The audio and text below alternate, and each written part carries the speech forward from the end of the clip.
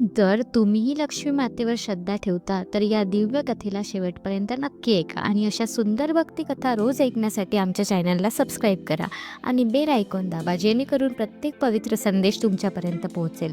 दिवाळी प्रकाशाचा सण, प्रत्येक घरात आनंद, प्रेम आणि संपन्नतेचं स्वागत करण्याचा दिवस. पण तुला माहीत आहे का, लक्ष्मी माता त्या घरात येत नाही जिथे अहंकार, अस्वच्छता आणि मत्सर असतो. ती येते त्या घरात जिथे शुद्ध मन, स्वच्छता आणि सत्कर्म असतं.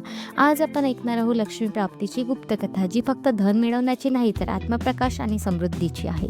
सागर मंथनाच्या वेळी अमृतासोबत एक दिव्य तेजस्विनी प्रगट झाली. ती होती श्री लक्ष्मी माता. तिच्या आगमनाने सगळीकडे सूर्यप्रकाश पसरला.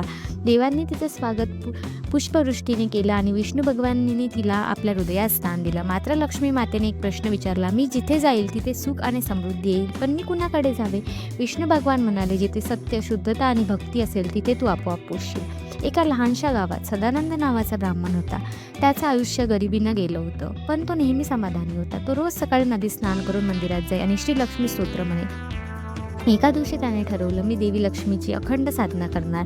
तो दररोज एक दीप लावत असे आणि जप करत असे, ओम श्री ह्रीं क्लीं श्री सिद्ध लक्ष्मी नमः. जवळच्या लोकांनी त्याची थट्टा केली, पण त्याने हार मानली नाही. 40 दिवस तो जप करत राहिला. एक रात्री लक्ष्मी मातेने त्याच्या स्वप्नात दर्शन दिलं. सदानंद, मी तुझ्या भक्तीने प्रसन्न झाली आहे, पण लक्ष्मी प्राप्ती केवळ जपाने होत नाही, ती दान, सेवा आणि संतोष यावर आधारित आहे. सदानंदाने देवीचे सांगणे मनात ठेवले आणि तो रोज गावातील गरिबांना अन्नदान करायचा, जुने कपडे गोळा करून गरजूंना द्यायचा.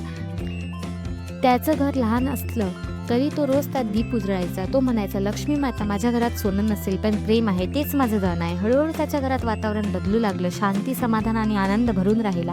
हीच खरी लक्ष्मी प्राप्ती होती.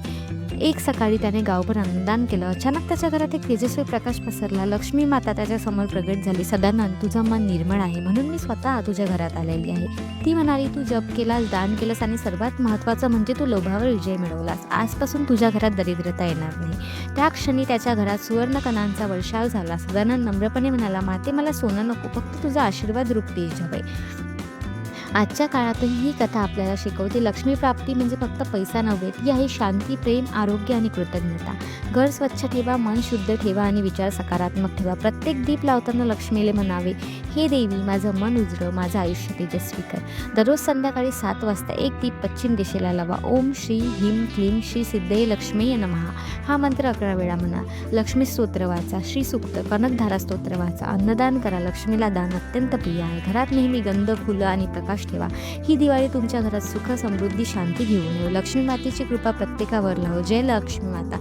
सदानंद रोज दीप लावून लक्ष्मी मातेचा जप करत असे आणि तुम्ही हा जप मनात ठेवा. अशा दिव्य कथा आणि साधना जाणून घेण्यासाठी आमच्या भक्ती चॅनलला सबस्क्राईब करा, कारण भक्तीचा प्रकाश जितका पसरवाल तितकी लक्ष्मी प्रसन्न होईल.